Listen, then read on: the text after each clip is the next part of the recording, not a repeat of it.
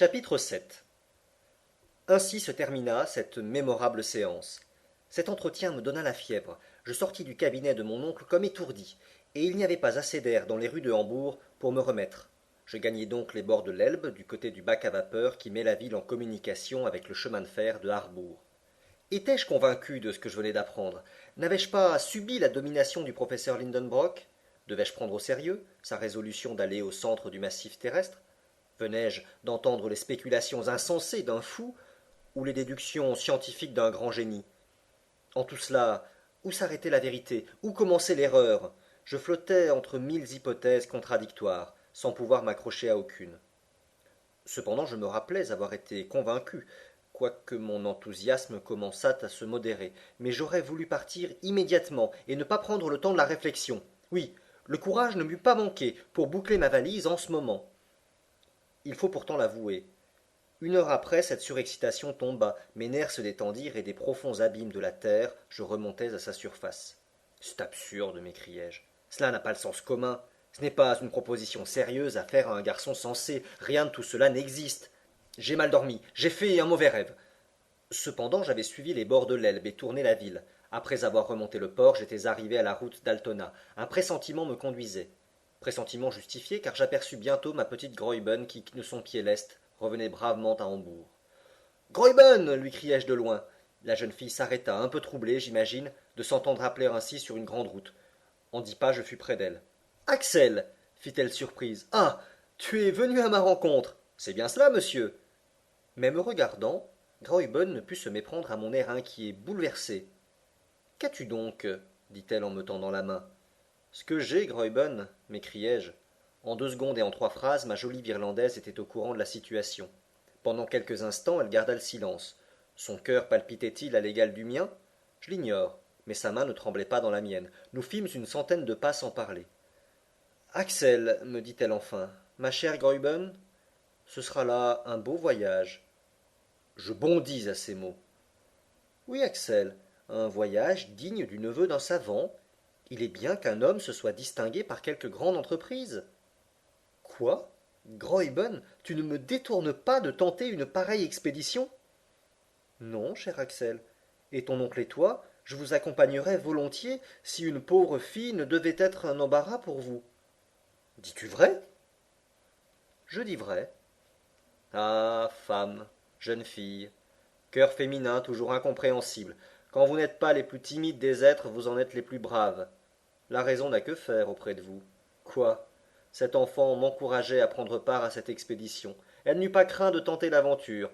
Elle m'y poussait, moi qu'elle aimait cependant. J'étais déconcerté. Et pourquoi ne pas le dire? Honteux. Graüben, repris-je, nous verrons si demain tu parleras de cette manière. Demain, cher Axel, je parlerai comme aujourd'hui? Graüben et moi, nous tenant par la main mais gardant un profond silence, nous continuâmes notre chemin. J'étais brisé par les émotions de la journée. Après tout, pensai-je, les calendes de juillet sont encore loin, et d'ici là bien des événements se passeront qui guériront mon oncle de sa manie de voyager sous terre. La nuit était venue quand nous arrivâmes à la maison de Königstrasse. Je m'attendais à trouver la demeure tranquille, mon oncle couché suivant son habitude, et la bonne Marthe donnant à la salle à manger le dernier coup de plumeau du soir. Mais j'avais compté sans l'impatience du professeur. Je le trouvais criant, s'agitant au milieu d'une troupe de porteurs qui déchargeaient certaines marchandises dans l'allée. La vieille servante ne savait où donner de la tête. Mais viens donc, Axel, hâte-toi donc, malheureux, s'écria mon oncle du plus loin qu'il m'aperçut. Et ta malle qui n'est pas faite, et mes papiers qui ne sont pas en ordre, et mon sac de voyage dont je ne trouve pas la clé, et mes guêtres qui n'arrivent pas. Je demeurai stupéfait. La voix me manquait. C'est à peine si mes lèvres purent articuler ces mots. Nous partons donc? Oui, malheureux garçon, qui va te promener au lieu d'être là? Nous partons, répétai-je d'une voix affaiblie. Oui, après-demain, à la première heure. Je ne pus en entendre davantage, et je m'enfuis dans ma petite chambre. Il n'y avait plus à en douter.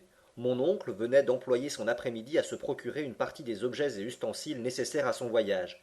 L'allée était encombrée d'échelles de cordes à nœuds, de torches, de gourdes, de crampons de fer, de pics, de bâtons ferrés, de pioches, de quoi charger 10 hommes au moins. Je passai une nuit affreuse.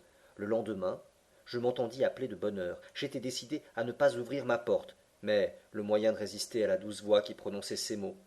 Mon cher Axel, Je sortis de ma chambre.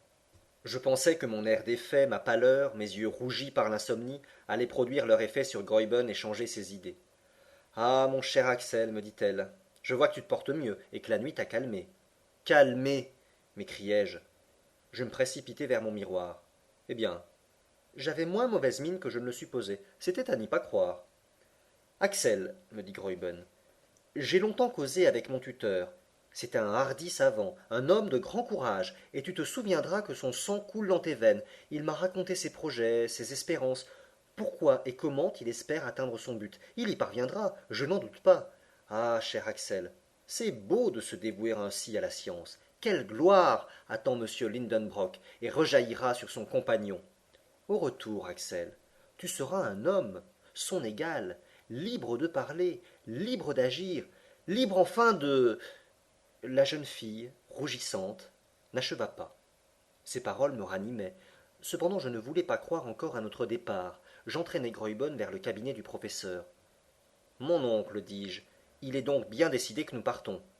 Comment, tu en doutes? Non, dis-je afin de ne pas le contrarier. Seulement, je vous demanderai ce qui nous presse. Mais le temps qui fuit avec une vitesse irréparable. Cependant, nous ne sommes qu'au 26 mai, et jusqu'à la fin de juin. Ah. Crois-tu donc ignorant qu'on se rende si facilement en Islande? Si tu ne m'avais pas quitté comme un fou, je t'aurais emmené au bureau office de Copenhague, chez Liffender Company. Là, tu aurais vu que de Copenhague à Reykjavik, il n'y a qu'un service, le 22, de chaque mois. Eh bien? Eh bien, si nous attendions au 22 juin, nous arriverions trop tard pour voir l'ombre du Scartaris caresser le cratère des Sneffels. Il faut donc gagner Copenhague au plus vite pour y chercher un moyen de transport. Va faire ta malle! Il n'y avait pas un mot à répondre. Je remontai dans ma chambre, Graüben me suivit. Ce fut elle qui se chargea de mettre en ordre dans une petite valise les objets nécessaires à mon voyage.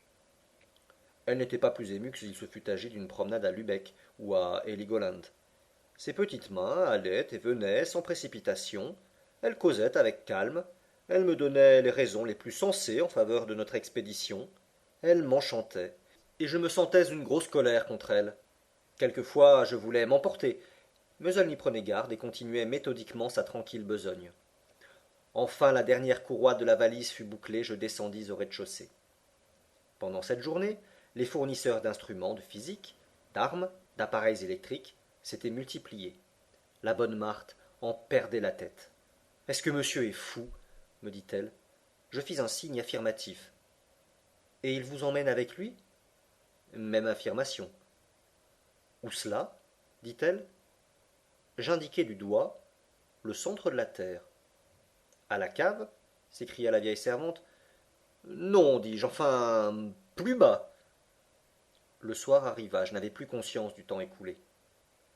À demain matin, dit mon oncle. Nous partons à 6 heures, précises. À 10 heures, je tombai sur mon lit comme une masse inerte. Pendant la nuit, mes terreurs me reprirent. Je la passais à rêver de gouffres. J'étais en proie au délire. Je me sentais étreint par la main vigoureuse du professeur, entraîné, abîmé, enlisé. Je tombais au fond d'insondables précipices avec cette vitesse croissante des corps abandonnés dans l'espace. Ma vie n'était plus qu'une chute interminable. Je me réveillai à 5 heures, brisé de fatigue et d'émotion. Je descendis à la salle à manger. Mon oncle était à table. Il dévorait. Je le regardais avec un sentiment d'horreur. Mais Graüben était là. Je ne dis rien, et je ne pus manger. À 5 heures et demie, un roulement se fit entendre dans la rue. Une large voiture arrivait pour nous conduire au chemin de fer d'Altona. Elle fut bientôt encombrée des colis de mon oncle. Et ta malle, me dit-il. Elle est prête, répondis-je en défaillant. Ah, dépêche-toi donc de la descendre ou tu vas nous faire manquer le train. Lutter contre ma destinée me parut alors impossible. Je remontai dans ma chambre et laissant glisser ma valise sur les marches de l'escalier, je m'élançai à sa suite.